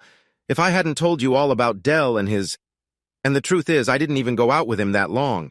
He might have been good in bed, but he wasn't great at anything else, like being a boyfriend or even keeping a job. Joanna shook her head. It's not your fault, Christine. If only I had... What's that saying? If I had kept it together, I might still be happily married. I may not have been completely satisfied, but I would still have my husband. They talked for a long time. Lucy and Christine had been through breakups, but neither had ever been married. They tried to help, giving encouragement, but there were no easy answers for their sad friend. There was some talk about better times ahead and getting back in the game. You're still young and beautiful. But it was too soon for Joanna to feel comforted by the idea. He planned to wait a few days to talk to her about the arrangements, hoping she would have time to get used to the idea. But Joanna came to find him 2 nights later. Can we talk? Michael nodded and suggested, let's go into the bedroom. Joanna held a piece of paper with some notes on it. She said, First, Michael, just so you know, I don't want the divorce. I don't want to lose you. And if there's any chance at all for us to stay together, I want to take it. I will do anything you want. She paused, knowing the answer, and sighed when he shook his head and said, Sorry, Joanna, but no. She was too tired to cry anymore. She said, Okay then. I thought we should talk about the kids, custody, and money and all those things. He surprised her then. He smiled and said, I have some good news for you. I bought the house for sale around the corner, the Hendricksons' place. I'm getting it fixed up and repainted. This way, Amy and Will can easily go back and forth. They can even ride their bikes there now, sticking to the sidewalk so they don't have to cross the street. A house? You bought a house? Wow, Michael, what were you thinking? Where did the money come from? He explained about Aunt Jane's gift, how it covered the new house and repairs, and still left almost $80,000 for a college fund. Joanna just stared at him. So, this happened. What, 3 months ago? And you didn't tell me? She was upset. He replied, Yes, well, you were the first one in this marriage to do things on your own. That hurt, and Joanna had to look away. You're right, she admitted. It's just, no, I understand your point. She took a breath and tried to calm down. All right, so we'll be living very close. I can see that being good for the kids. That was one of my biggest worries. They talked a long time about sharing the kids, visits, and privacy. They even discussed dating and sleepovers. In the end, they agreed on joint legal custody, but with the kids mostly living at Joanna's house. They could visit Michael freely and have rooms at his place whenever they wanted, but having one main home seemed best for them. They moved on to money, talking about pensions, child support, and alimony. Michael earned a bit more than Joanna, so he would be paying some, but not a lot. By the end of their conversation, they discussed attorneys and agreed to keep things friendly. Michael thanked her, saying, I appreciate how well you're handling this. I was worried about a fight. Looking at him, she replied, I'm not going to fight this, Michael. If you truly want a divorce, I won't make it messy so we end up hating each other. With a slight smile, she added, and if my calm attitude makes you think twice about it, that would be fine with me too. He smiled back at her. It was a nice moment. Michael was behind Marina, feeling good about how things were going between them. They were having a fun time together, and he loved that he was able to take his time. Marina smiled and said, Wow, you're really starting to impress me. In a playful tone, she added, Some lucky person out there will be very happy. They both laughed, and she went to the bathroom, usually taking a quick shower afterward, which gave Michael a moment to himself. When they were both dressed, she joked, I think you might not need my help much longer. She laughed and said, It's funny, but the more good times I have with clients, the quicker I have to let them go. And you've really been good at this lately. Michael appreciated her compliment, even if he thought she was being a bit over the top. The truth was, he felt pleased that she was happy, and he was glad to make her feel good. More seriously, she said, I think we should wrap things up in the next few sessions. We haven't tried a different position, but I think you'll do just fine with that. And I want to go over some things we've talked about, okay? He nodded. I really don't know how to thank you, Marina. With a straight face, he joked, Could I buy you a car? He loved the laughter they shared after that. Elizabeth said, From what you're telling me, it sounds like things with Joanna are going well. Surprisingly well, he replied. I'm quite surprised. She made it clear she doesn't want a divorce, but she's not fighting me. Our lawyers are keeping everything low-key and friendly. And having my new house just down the street really helps. There are fewer worries about Amy and Will and how we'll manage things. We can be flexible when need be. Joanna has even come over to help me with the house, choosing paint colors and discussing how to arrange the kids' rooms. I know she wanted to see it so she could picture where the kids would be when they visit, but she's been really helpful. He sat back looking thoughtful. What's surprising to me is that most of my anger towards her has faded. Ever since I told her I wanted a divorce, a lot of that anger just went away. What I mostly feel is a kind of sadness. I remember the nice moments from our marriage, all the fun things we did together, both as a couple and with the kids, even our times of closeness or the good parts of it. He glanced at Elizabeth. When I think about what she did with that guy, Trevor, the anger is still there, but it doesn't bother me as much anymore. Why do you think that is? She asked. One reason is that I asked for the divorce. I took charge of my own life. I'm not just the victim anymore. And I see how unhappy Joanna is. That doesn't make me happy, but it shows me that I'm not the only one whose life she messed up. She ruined her own life too, and it's hurting her. And what about Marina? Elizabeth wondered. He smiled. Oh yes, she's been a huge help. I wasn't sure I could do it, you know. After all those years of struggle, I feel like a man again. Or maybe for the first time, really. I know I won't be nervous like I used to be. He leaned forward. I can't express how thankful I am to you and her. When I came here, I was angry and lost. I felt like I was stuck in a deep hole with no way out. And now well, I'll be divorced in a few months, but I'll still see my kids and live in a great house that I want. And if I meet someone new, I won't be afraid that I'll disappoint her. I might feel a bit nervous at first, I'm sure. He paused, looking thoughtful. Nervous at first, she encouraged. But I feel like it will be okay, he said with a smile. Even if I don't get everything right the first time, I think I'll figure it out. That's good, she said. And from what Marina tells me, you are ready. She has no doubts at all. Should I keep coming to see you? He asked. Of course, Michael, she said, smiling back. That still makes sense, especially since you're in the middle of the divorce. But maybe we can cut back to once every 2 weeks. I feel like that will be enough, and we can change it if needed. He shifted in his chair and spoke in a different tone. I need your advice about something else. Joanna, she wants to be close with me again. Elizabeth raised her eyebrows. How do you know? Has she asked you directly? Not yet, but she's been dressing differently, and the way she looks at me. I can tell she's interested. I wouldn't be shocked if she asks soon. But part of me thinks that's a bad idea. We're getting a divorce. She cheated on me, and I don't trust her. The marriage is over. Still, she's a very attractive woman, and part of me thinks it'd be nice to show her what I've learned and impress her, he admitted. You haven't told her about your progress, have you? Elizabeth asked. No, I don't plan to. That feels private. I'm not ashamed, but it feels like you cheated, so you lost the right to know everything about my life. He smiled a little. And I know that if I told her I've moved past my problem, she'd probably feel even worse about losing me. And honestly, I don't want to hurt her any more than I have to. Elizabeth said, Won't she notice? If you two are close again and things are different, she's going to realize something has changed. Yes, but she won't know exactly what it is. I prefer to keep it a mystery. It seems kinder than explaining everything. Thinking for a moment, she said, Now back to the main question. What do you think about getting close to Joanna again? About 85% of me wants to. I like being close with someone. I always enjoyed it with her, except for my past problem. It would feel good and maybe help me reclaim some of what I lost because of her actions. But I need to make it clear that this doesn't mean we're getting back together. It's just being close, not a revival of our relationship. If I explain that clearly, I think I've done my part. If she still hopes for more, that's on her. They talked more about it. More than Michael realized, this would also be about reminding Joanna of what she was losing. At least that's how Elizabeth saw it. But she didn't think it would hurt Michael, and he was her patient. It might feel tough for Joanna, but that was her problem to sort out. You did what?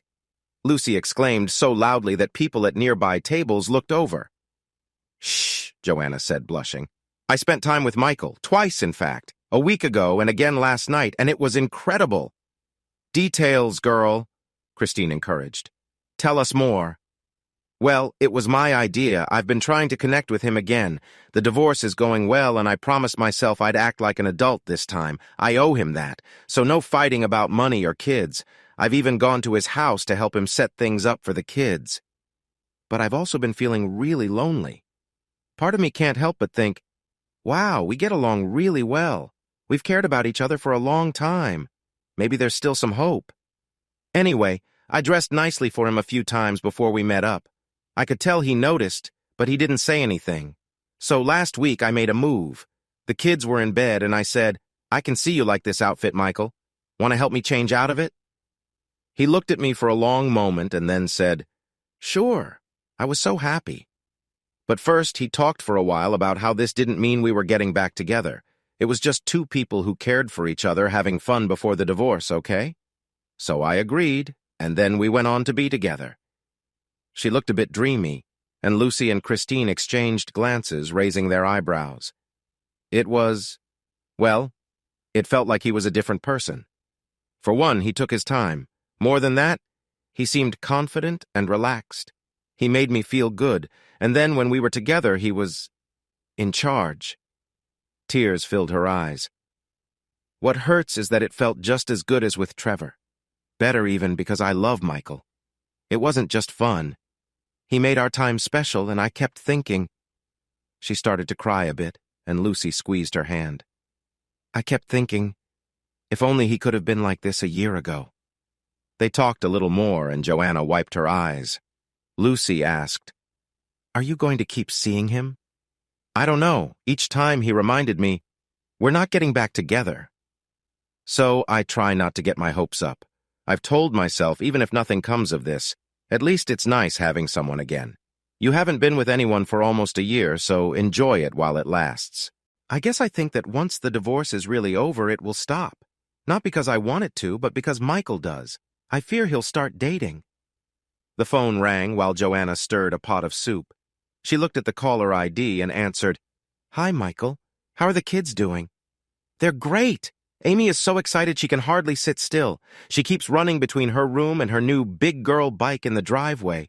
She rides for a bit, then rushes back in to look at all the stars on the ceiling and the pictures of horses on the walls. And Will hasn't put down that big truck in hours. I've never seen him stick to one toy for so long. So they're both fine. He continued. Thanks again for everything, Joe.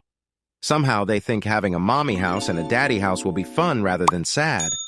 Amy keeps saying she can't wait to tell all her friends that she can ride her bike from mommy's house to daddy's house all by herself. Joanna couldn't help smiling. I'm glad things are working out. I really appreciate you too. It was so fun to be there today, watching them run around and say wow and cool, and look at this. They talked for a few more minutes before hanging up. Joanna poured some soup into a bowl and sat down, thinking, I have to face this, she told herself. It's really happening. We have 2 homes and we'll be divorced in 3 weeks. This is real. He's not coming back, Joe. Get over it. She felt tears threaten, but instead, she wiped her face and ate her soup, glancing at the newspaper without much interest. She was really glad she'd be seeing Agnes the next day. When she said, I have a date, Michael looked surprised. Really? Sure, okay. Well, I have the kids on Friday night anyway, so that's fine. Do you want me to put them to bed here? They were at his kitchen counter while the kids played in the living room. She could see he was a bit taken aback, which gave her a small glimmer of hope. I don't have to go, Michael. I'd cancel if you wanted me to. No, it's just... He gathered his thoughts. No, it's fine. I mean, we're divorced, so of course guys would ask you out. It just surprised me, that's all. He glanced at her left hand, noticing it was ring-free. She looked a little let down. He almost asked, Who's the guy? But stopped himself. Thank goodness he didn't, he thought. They talked about light things for a few more minutes before she and the kids headed home. Was he upset? Jealous? He thought about it a lot while watching the Reds game silently on TV. He didn't think so. They had stopped being intimate when the divorce became official. It was his choice, not hers. Not that it hadn't been nice. Michael felt he had really been there for her, but he knew he needed to start his own life, including his own romantic life. It wouldn't be fair to Joanna either. He knew she still hoped they could get back together. So did it bother him that Joanna was dating, and that she'd eventually be with someone else? He chuckled. She had already done that, after all. It had hurt back then, but now it just felt like time to move on. He was okay with it. Michael had 2 random thoughts in his mind while trying to hold on to his umbrella as the wind blew. One was about Betsy.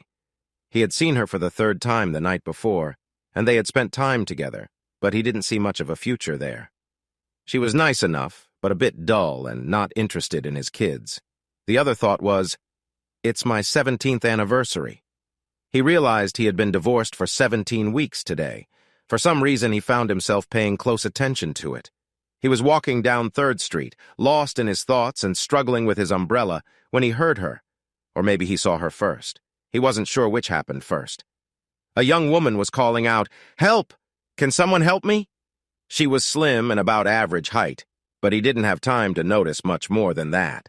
She was standing next to the back door of a parked blue car, completely wet from the rain, and she looked like she was having a hard time with something. Many people rushed by, not noticing her, and the cars zoomed past too closely. Michael hurried over and saw tears on her cheeks. She looked to be in her 20s, and she was very pretty. He noticed her skirt was stuck in the car door. Please! It's locked, and I can't get my skirt free! She sounded panicked. He tried the driver's door, but found it locked too. Where are your keys? He asked. I locked them inside the car. I'm so foolish. He looked around and saw that the front window on the right side of the car was open a little bit. A car sped past, splashing water on both of them, making her scream. Michael quickly moved to the other side of the car, getting his arm through the narrow gap until he was able to pull the door latch up and open the door. He hit the unlock button and quickly came back to free her skirt. She was shivering and looked really scared. He noticed she was holding a big cake box. Holding the umbrella over both of them, he gently guided her to the sidewalk. "Now, where are your keys? Are they in the ignition?" he asked. She shook her head. "No, I put them in my purse." He opened the right front door again, picked up her purse, pressed the lock button, and slammed the door shut. "All right, let's get you somewhere a bit drier." Michael looked around and led her 20 feet to the Metropolitan Diner, finding a booth near the back. "Do you drink coffee?" he asked. She nodded, and he signaled the waitress, saying, "2 coffees." Then he quickly ran to the men's room and came back with a handful of paper towels. "Here, you can dry off a little. Though I must say the drippy look really suits you," he joked. She managed a smile at his feeble joke and started drying her face and hair. Michael sat back and looked at her. She was strikingly beautiful. Her dark hair framed her lovely face, with high cheekbones and clear skin. It was hard to look away. She had deep brown eyes that for now looked worried. The waitress brought their coffees, and they sat in silence for a moment while sipping. "Thank you so much for— I hope you—" They both paused, surprised, then laughed together. "You go first," Michael said, smiling. "I just wanted to thank you for helping me get free. I was really losing it there with the rain and the cars speeding by. Plus, I was holding this silly cake," she said, almost in tears. "My pleasure," Michael replied. "Feeling a bit better now?" She nodded. "I'm Teresa, by the way." "Michael." They shook hands, smiling. He added, "If you're not in a hurry, how about we share a sandwich or something? We're both here already, and it will give us time to dry off." Over sandwiches and more coffee, they talked for nearly an hour. Teresa was an ER nurse at St. Dominic's Hospital, where she had been working since she graduated from Brown Mackie College. She was the younger sister and lived with her mother in an apartment close to the hospital.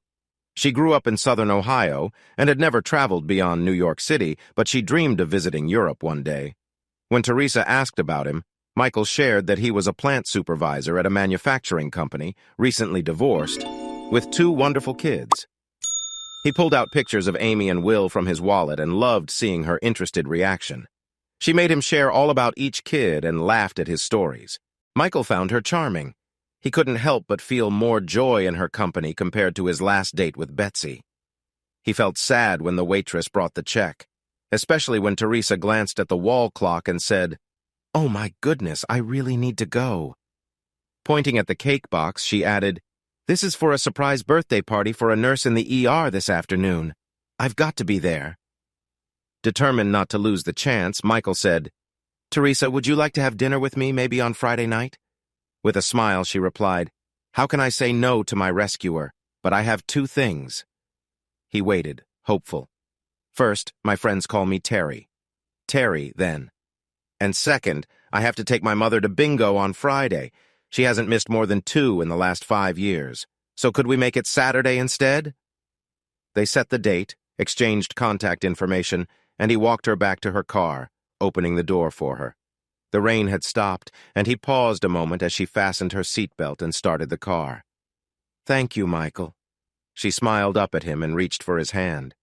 "You were my knight in shining armor. I've never had one before." "Well, I've never rescued a princess either, so we're even—" He worried it sounded cheesy, but she squeezed his hand and smiled again before pulling out and heading towards the hospital.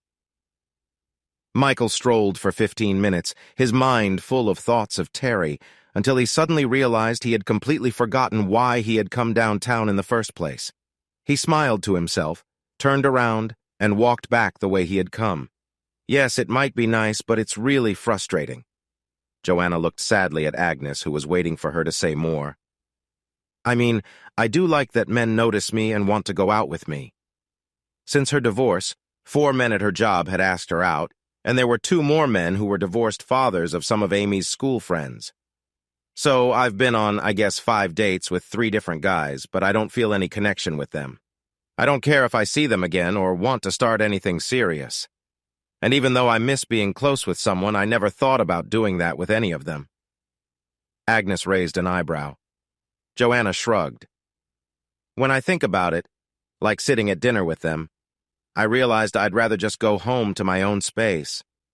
She laughed a little, feeling shy, but added, "It's true. I miss being close with Michael, not just being close with anyone. In those last weeks before the divorce, he was so wonderful.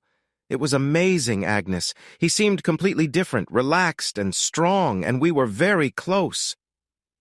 Tears filled her eyes. I don't know why that happened.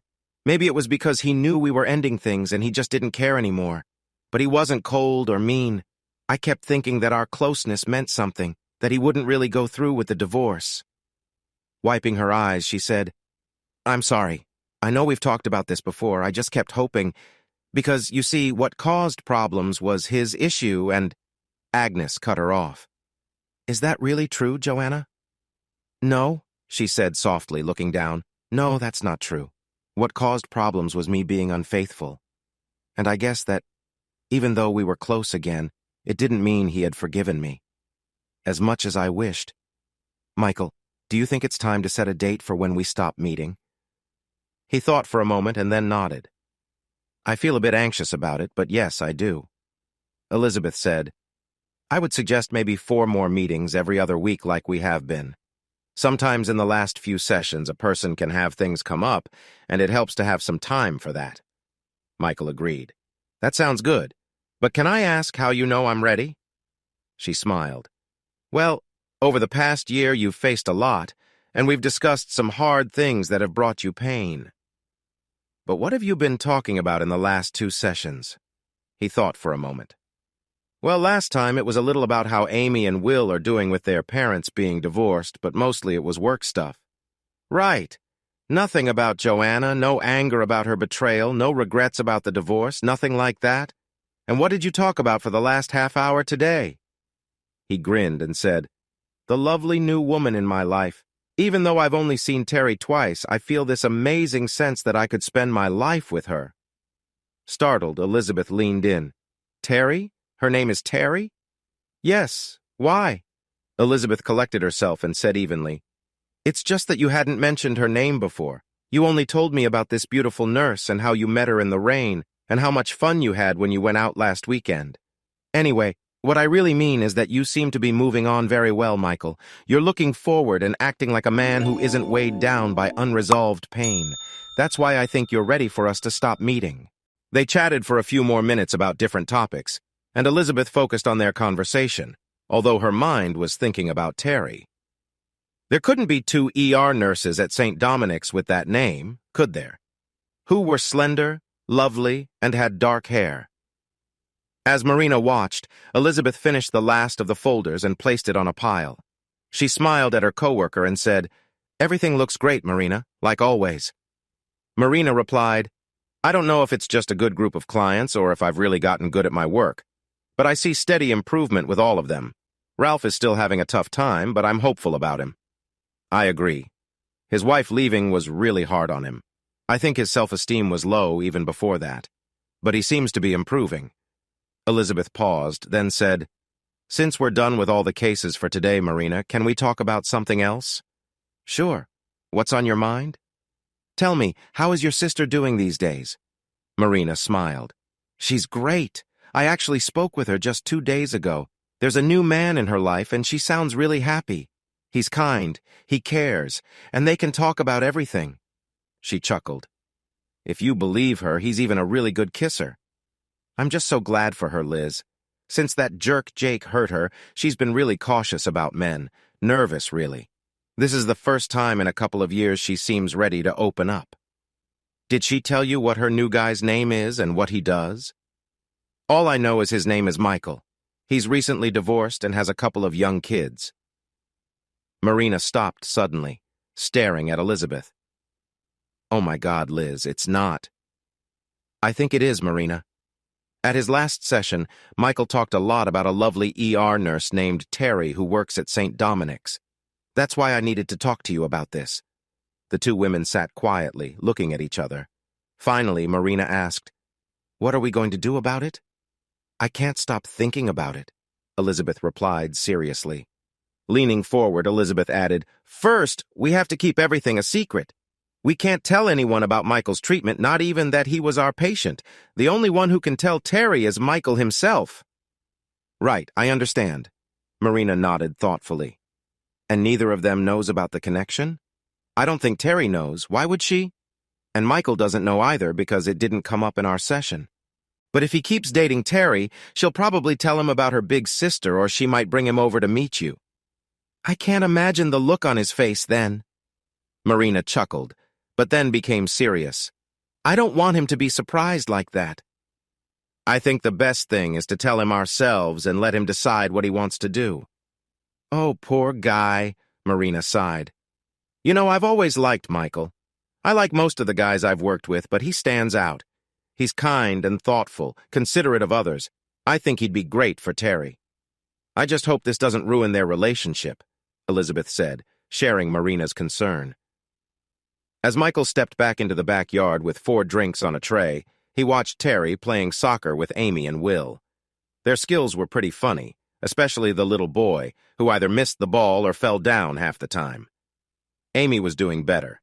Her time on a kids' soccer team had helped a bit, and Terry seemed to be enjoying herself, patiently chasing after the ball whenever they kicked it too far. Michael felt so happy that he thought his heart might burst. The night before was his 6th date with Terry, and it had ended with her staying over for the first time, where they had shared an intimate moment together. Helping her take off her clothes and then holding her felt more exciting than anything he could remember, even more than his honeymoon with Joanna. Terry had been eager, which surprised and thrilled him. He remembered how, during their first intimate moment, she had moved closer and kissed him passionately, making him feel overwhelmed. But he didn't mind at all because it was wild and Terry looked so happy. Afterward, she snuggled up next to him, kissing his cheek and whispering happily. About 20 minutes later, he went to the kitchen and came back with cheese, crackers, and 2 more glasses of wine. A little later, Terry playfully leaned over him, teasing and making him laugh before they both ended up enjoying each other again until they were both quite happy. When they finally settled down in bed, drifting off to sleep, she said, "That was so wonderful, Michael. Thank you." He was surprised and delighted, responding, "Terry, I should be thanking you. Tonight has been amazing." He held her close, kissing the top of her head. "I was a bit nervous tonight," she admitted. "I really wanted to share that moment with you," she added, giggling. "But I was worried you might think—" She suddenly sat up, looking serious. "I can get a little wild sometimes, and I thought you might— You mean it could have been even more exciting?" He laughed, pulling her back down to him. "Terry, it was incredible."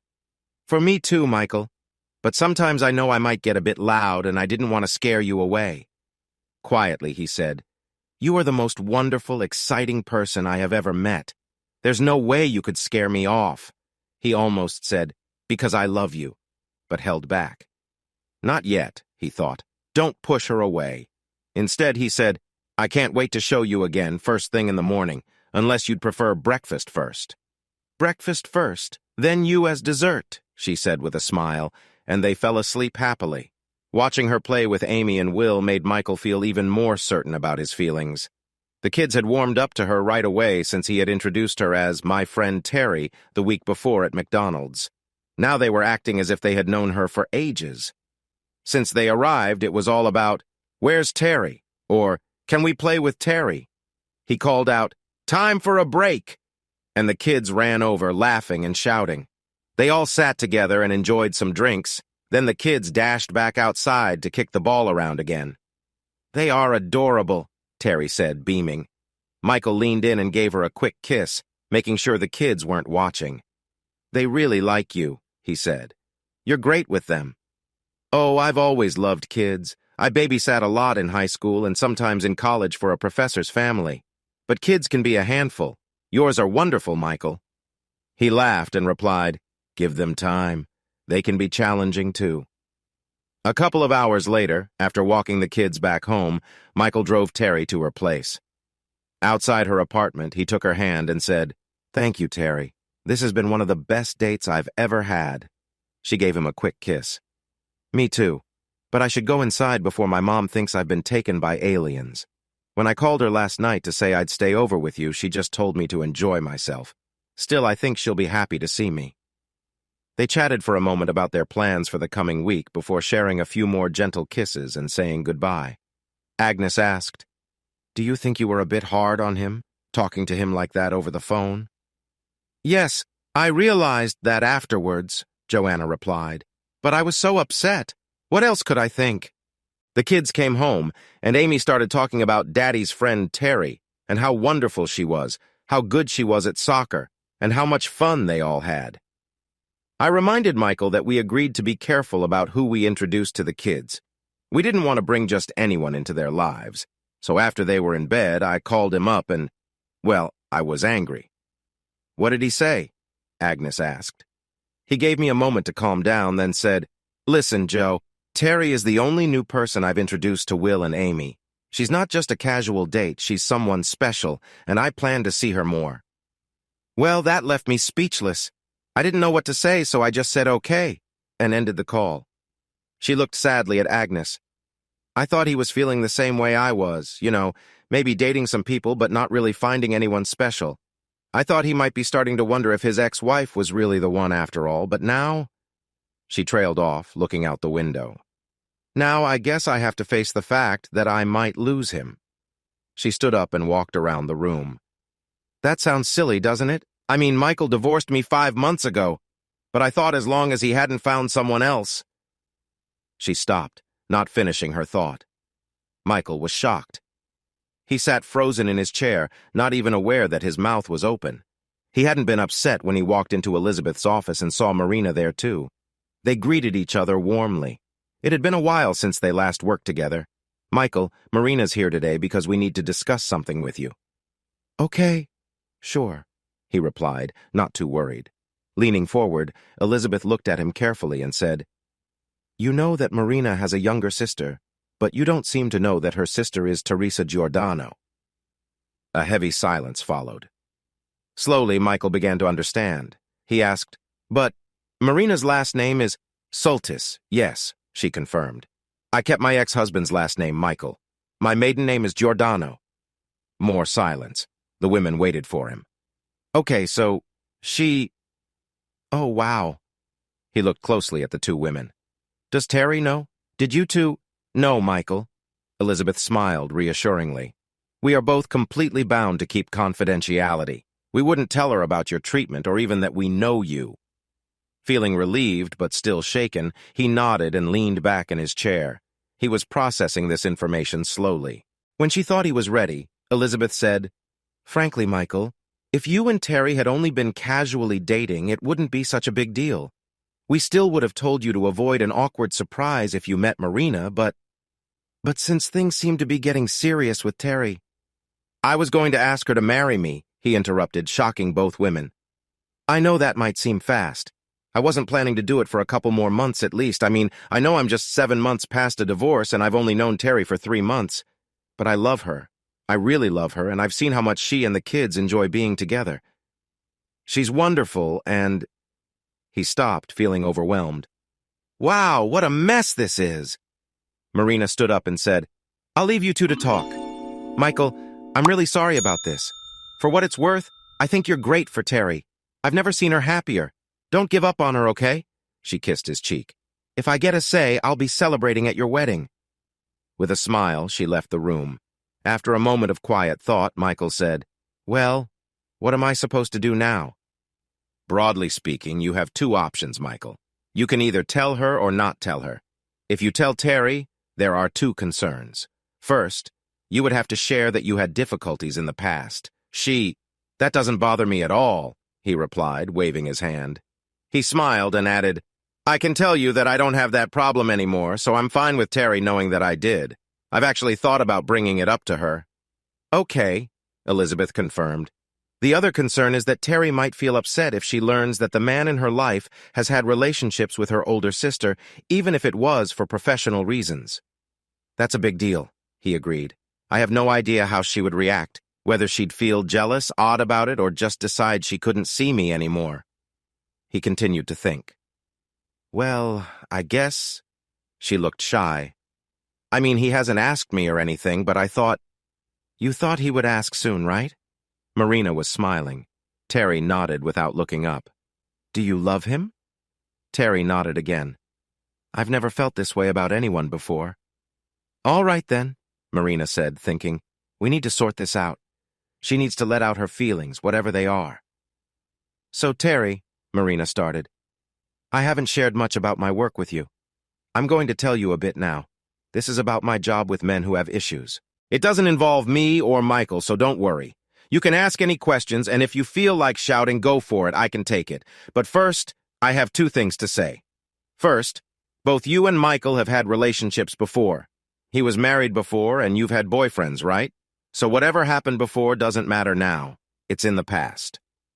Second, I don't kiss my clients on the lips. I'm a therapist, not a girlfriend.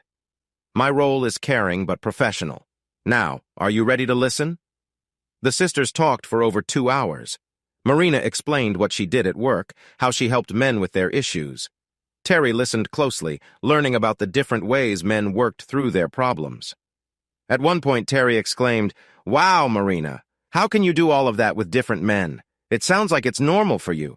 Don't you feel strange about it? No, I don't. I feel like I'm helping them with problems that have bothered them for years, and I feel really good when I see them improve. It's fulfilling work. Plus, she said with a playful smile, I enjoy my work. You might like that part too. She laughed as Terry playfully hit her with a pillow. When their talk ended, Marina made sandwiches, and they sat in silence and ate. Marina felt hopeful that their conversation would help Terry relax, but she noticed her sister still looked worried. Why are you still upset? He cares for you, right? And he hadn't even met you when he worked with me. Terry nodded, then suddenly said, I know all of that, but I'm still upset. You tell me not to think about what happened between you and Michael, but I can't help it. It drives me crazy. I don't know how to fix this. She jumped up, grabbed her handbag, and headed for the door. Before Marina could say anything, Terry was gone. Michael felt empty. He hadn't seen Terry in 3 weeks. Several calls went unanswered, and after a few days, he received a message. Michael, it's me, Terry. Please don't call me anymore right now. I need time to figure things out. I miss you, but I'm confused and need time. I'll call when I'm ready. He respected her wish, though it was hard. He kept busy with work and his kids. He even sought advice from Elizabeth, who said to be patient and give her time. What choice did he have? But it frustrated him to feel blamed for something innocent. He hadn't even met Terry while working with Marina. Didn't she understand? His thoughts spun in circles. He finished his drink, tossed the can in the recycling bin, and went to bed. Michael was just drifting off when the doorbell rang. He sat up, glancing at the clock. 11:20. Could it be? He dashed downstairs in his shorts and peeked through the door. A figure stood outside. He swung the door open, and before he could speak, a woman rushed into his arms. Michael, I'm sorry, I miss you so much, she cried, hugging him tightly. My life feels empty. She let her coat fall, revealing a thin nightgown, and hugged him close, kissing him passionately. What the... Joe? After a moment, he pulled back to hold her at arm's length. Please, just for tonight, one more time. She reached out to him again. Joe, no. He held her arms and gently led her to the living room, guiding her to the sofa. Sit, he instructed, and took a chair across from her. Now, what's going on? Michael, I know I messed everything up, but can't we try again? I care about you and we have the kids. Her words seemed jumbled, and he noticed she smelled of alcohol. Sighing, he took her hands. Joe, we're divorced, so we can't go back to how things were. I'm sorry. We will always be co-parents, but that's it. You need to build a new life for yourself. She said quickly, but could you just spend this one night with me? I'm really yearning to be close to you again. He noticed he was feeling excited. Joanna's figure was visible through her nightgown, and the tears on her cheeks stirred something in him. It seemed so tempting to lead her to his bedroom to ease the tension that had built up over the weeks. Forcing himself to stand up, he turned away and went to the kitchen, returning with a glass of cold water. Here, drink this, he said, handing the glass to Joanna. He then sat farther away from her. "Joe," he said, "you need to go home. We can't keep doing this. We're divorced, and I'm in love with someone else." "Is it Terry?" she asked. He nodded, and she started crying again. "But I thought—" "Joe, did you leave the kids alone at home?" She nodded. "Yes, but they're fine. They were both asleep." Feeling worried, Michael rushed to his bedroom to grab some jeans, a t-shirt, and sandals. He came back, helped Joanna to her feet, and said, "Come on, Joe. I'm taking you home." She kept crying but didn't resist as he guided her back to her house, the home they once shared. A short while later, Joanna was snoring in her bed, and Michael was back in his own home. He shook his head as he lay down. This was not the late-night visit he had imagined. It was 5:30 on a Thursday afternoon, and they were sitting at a small table in a busy Starbucks 4 blocks from the hospital. This was what Terry wanted, and he didn't feel brave enough to suggest anything else. Terry stared into her caramel latte, hardly looking at him since they arrived. This wasn't a good sign. Michael sipped his coffee without really tasting it. "Michael, it's been hard for me," she said finally. She looked up and met his gaze. "I've tried to be reasonable about all of this. Yes, we both had lives before we met. There's no reason to feel bad about that. Yes, you stopped seeing Marina before we were together. Yes, it was just a professional relationship. But I'm not very reasonable about this. I keep picturing you with her. And it's not just some stranger. It's my big sister, the person I've looked up to for so long." Her voice became soft, and he had to lean in closer to hear her. "And she's attractive. And you were together in ways I just can't stop thinking about." Tears began to fall down her cheeks. "Let's go for a walk," Michael suggested. He stood up, extending his hand. After a moment, she took it, and they left the shop together. They walked in silence for 7 blocks until they reached a park south of Main Saint. There was an empty bench near the duck pond, and a few small children were playing under their parents' watchful eyes. Michael felt unsure of what to say, so he thought silence was best for now. Was it better? With her? He was taken aback. "No, Terry, absolutely not. But she's an expert. She knows how to please a person." "Listen," he replied, choosing his words carefully. "Marina helped me a lot. Before her, I didn't really know what to do. I had no confidence, especially after Joanna. Marina helped me, teaching me how to be better. The first time I managed to last longer was amazing. And yes, it felt nice, but it's nothing like what we share. What we have is special. It's love and connection. You bring out something in me that no one else does." He sensed he was feeling warm inside, which felt strange in this moment. "I've never been with anyone who makes me feel this way." He hoped that would be enough.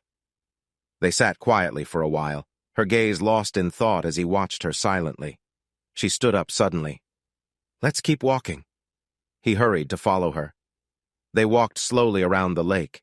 He dared not speak. "Can we go to your place?" she asked.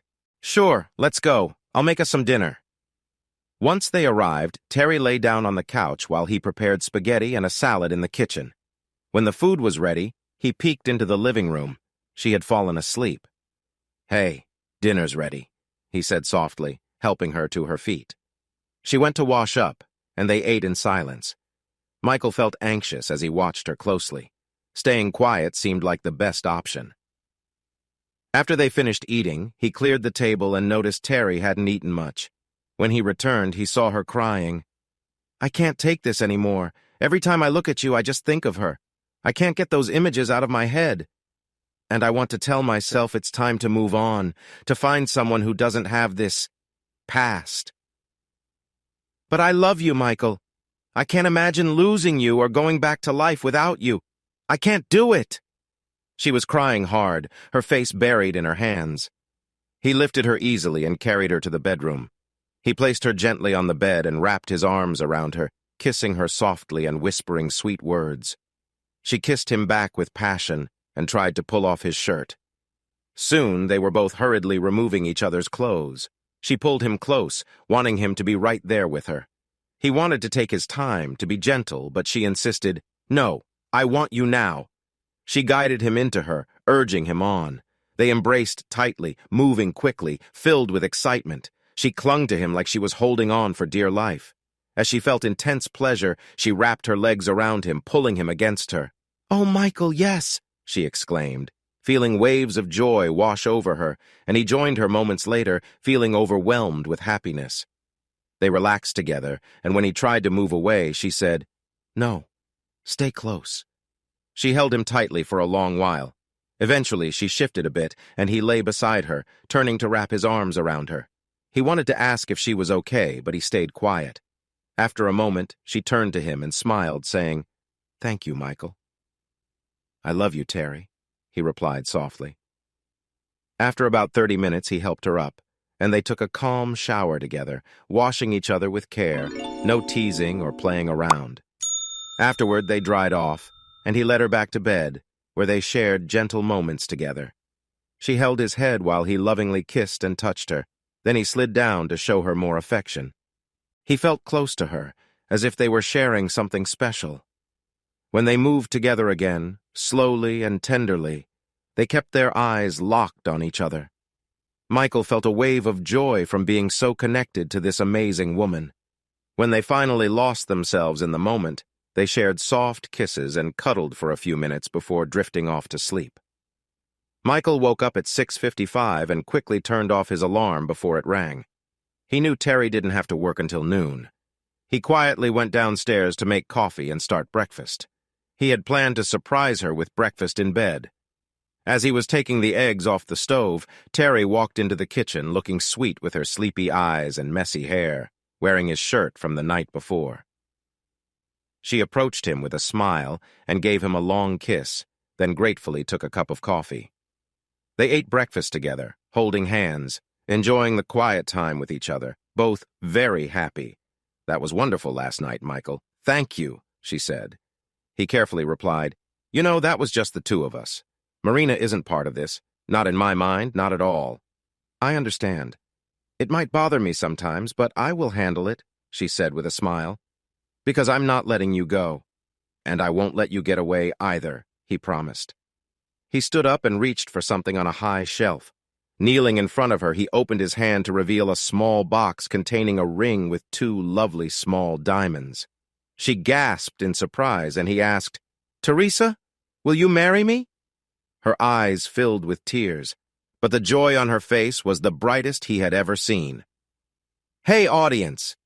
If you liked this video and want to keep up with more thrilling stories, make sure to subscribe to Prince Cheating Tales and hit the notification bell.